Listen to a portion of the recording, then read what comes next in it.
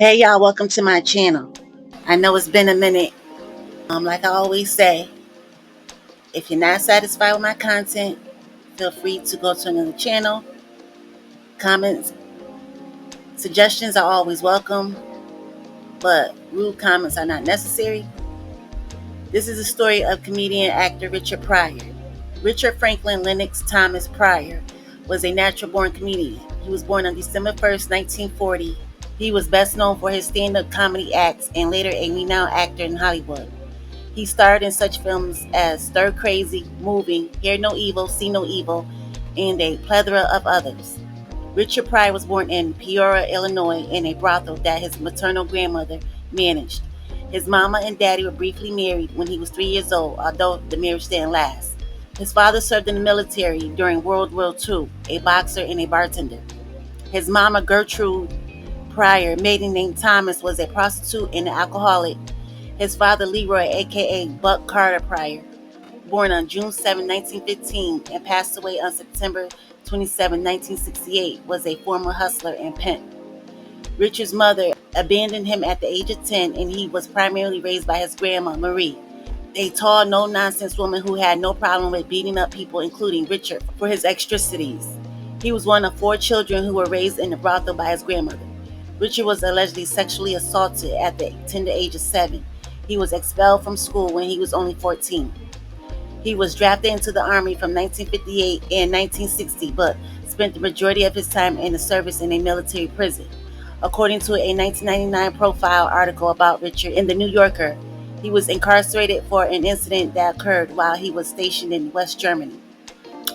Richard was allegedly upset that a Caucasian soldier was overly amused at the racially charged scenes of Douglas Sirk's film Imitation of Life. Richard felt some type of way about the situation, and him and several other black soldiers beat and stabbed a racist soldier, who ultimately survived the attack. Richard was known for being the class clown in school. He had a natural talent for acting. He was cast in a local play called Rumpelstiltskin at Juliet Whittaker, the director of a local community center. The woman believed Richard had talent for the performing arts and encouraged him to continue to act throughout the years.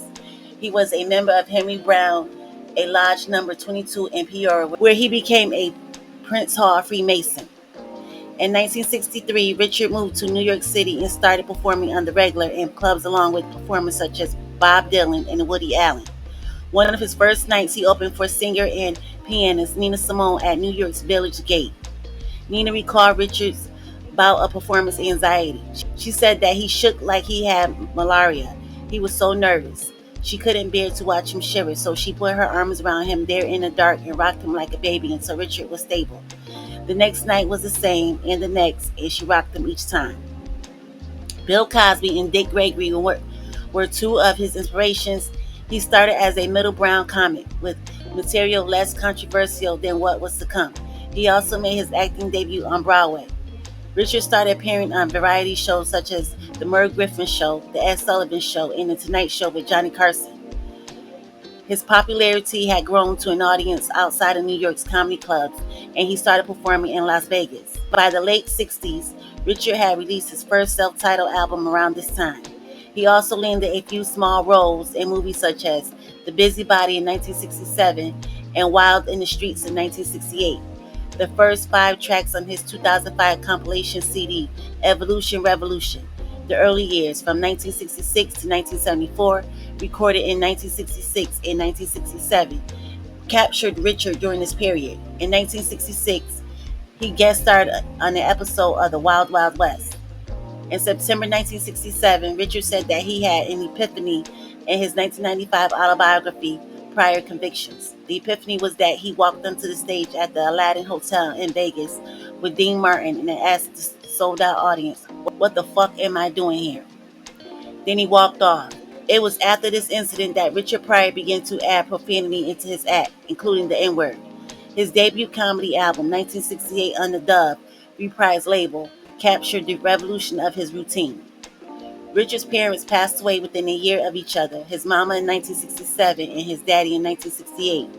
He grew weary of his limitations and constraints of his material that he took a hiatus from comedy and relocated to Berkeley, California, where he met people like Huey P. Newton and Ishmael Reed. In the 70s, Richard wrote scripts for popular TV shows such as the Flip Wilson variety show, Sanford and Son, and the Lily Tomlin special, for which he earned an Emmy Award in 1973. During that time, he broke into mainstream film and television. He appeared in films such as Lady Sings the Blues alongside Diana Ross in 72, The Mac in 73, Uptown Saturday Night in 74, Silver Streak in 76, Car Wash in 76, Which Way Is Up in 77, and a few others. Richard signed with the comedy-oriented independent record label Laugh Records in 70, and in 1971 he recorded his sophomore album, Craps After Hours. 2 years later, he was still relatively unknown in Hollywood, appeared in the documentary Wax Tax in 1972, where he spoke on the racial tension in the Wax neighborhood of Los Angeles in the United States. Subsequently, following the documentary, Richard found Stax Records to be a better deal and signed with them in 73. He released his third album on Stax Records called That N-Word Is Crazy in 1974. Laugh Records claimed ownership of his recording rights, almost succeeding in getting an injunction to prevent the album from being sold. Negotiations led to Richard's release from his Laugh Records contract. In return for this concession, Laugh was enabled to release previously unreleased recordings between 68 and 73 at will. That N-Word Is Crazy was released to critical and commercial success. It went on to becoming certified gold by the RIAA and won a Grammy Award for Best Comedy Album at the 1975 Grammy Awards.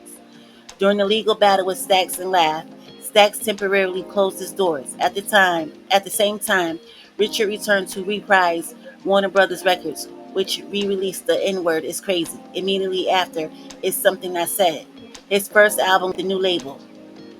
Like his previous album, Is It Something I Said was released to critical success and was certified platinum and won a Grammy for Best Comedy Album in 1976. He released Bicentennial N-Word, adding to his success. It became his third consecutive gold album and made him a 3 times Grammy Award winner in 1977. With every successful album Richard recorded with Warner Brothers and later his concert films and his 1980 freebasing incident, Laugh Records would publish an album of older material to capitalize on his growing success, a practice they continued until 1983. In the film Blazing Saddles in 1974, Richard co-wrote, and it was directed by Mel Brooks and also co-starred Gene Wilder. Richard was to play the lead role Bart, but it's alleged that Mel Brooks refused to share credits with Richard.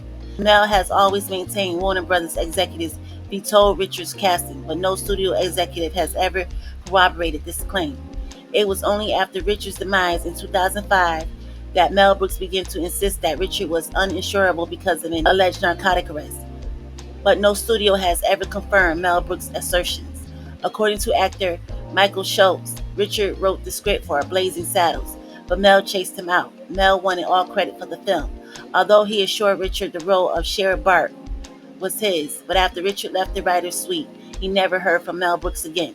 In 1975, Richard was a guest host on the first season of Saturday Night Live, making him the first black male host. His longtime girlfriend, actress and talk show host Catherine McKee also made a brief guest appearance.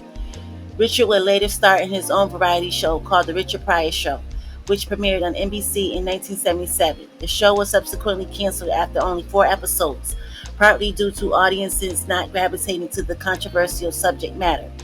Richard's stubbornness made matters worse, refusing to alter his material for the network censors. From Richard's account, the network wanted him to do 10 episodes, but he said that he only wanted to do 4. During the short-lived series, he portrayed the first black president of the United States, spoofed the Star Wars character Mos Eisley. In 1979, at the height of his career, Richard decided to visit the country of Kenya. As he returned to the States, he vowed to stop and never use the N-word again in his stand-up comedy routine. In 1980, he became the first black actor to earn $1 million to star in the movie Stir Crazy alongside the late Gene Wilder. On June 9, 1980, Richard, alongside with a friend, was at his home on the Sunset Boulevard, freebasing. For those of you who aren't aware of what freebasing is, it's an old-school form of inhaling the vapors of the white girl, in which the powder is melted down from its original form and turned into a vapor. Richard was in the middle of filming Stir Crazy when he doused himself with 151 rum and set himself on fire in a S-word attempt.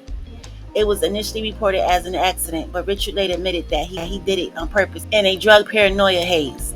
He suffered second and third degree burns from his waist to upper body, including his face on more than 50% of his body. Richard included the incident into his stand-up act. Found humor in his own suffering, he said. You know something I noticed? When you run down the street on fire, people will move out of your way. Before the incident, he was due to star in another Mel Brooks film called History of the World, Part 1, in 1981, but was replaced at the 11th hour by Gregory Hines. The incident didn't slow Richard down. Within a year, he released a new concept film and an accompanying album, Richard Pryor, Here and Now, both in 1983, which he directed himself. He wrote and directed a fictionalized account about his life, JoJo Dancer, Your Life is Calling, which is based on his freebasing incident. The film didn't do well at the box office, only making $18 million on a $20 million budget. In 1983, he signed a 5-year contract with Columbia Pictures for $40 million and started his own production company called Indigo Productions. More softer, less vulgar movies followed, including Superman 3 in 1983, which he earned $4 million, Brewster Millions in 1985, Movie in 1988, and See No Evil, Hear No Evil in 1989. Richard made his writer and directorial debut in the semi-autobiography in JoJo Dancer. He was also considered for the role of Billy Ray Valentine in Trading Places in 1983, but his friend Eddie Murphy grabbed that role.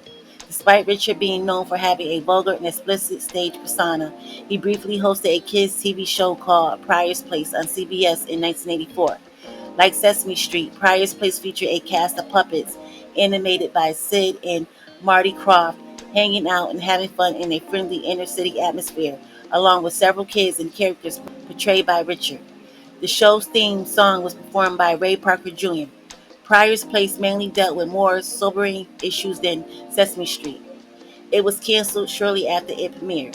Richard Pryor co-hosted the Academy Awards twice, once in 1977 and again at the 55th Awards in 1983, alongside Liza Minnelli, Dudley Moore, and Walter Matthau.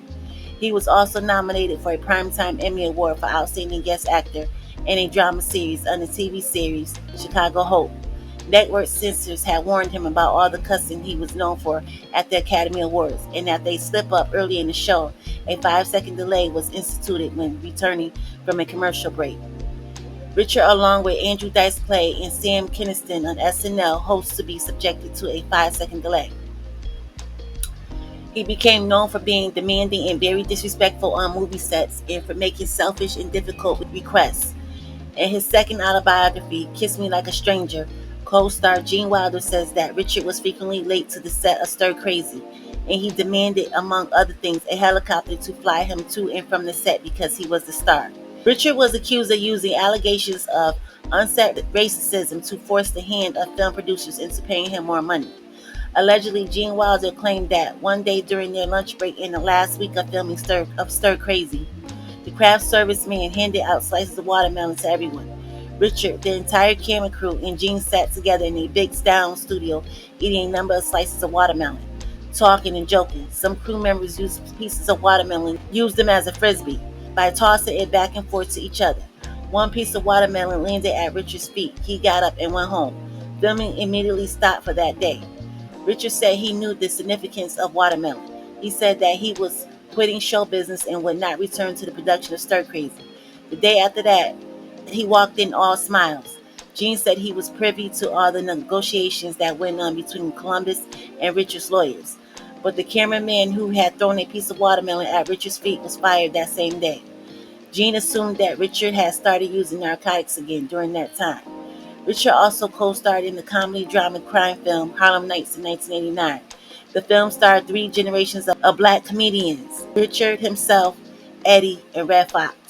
In his later years, starting in the early to mid-90s, Richard had to use an electrical mobile scooter due to being diagnosed with MS, also known as multiple sclerosis.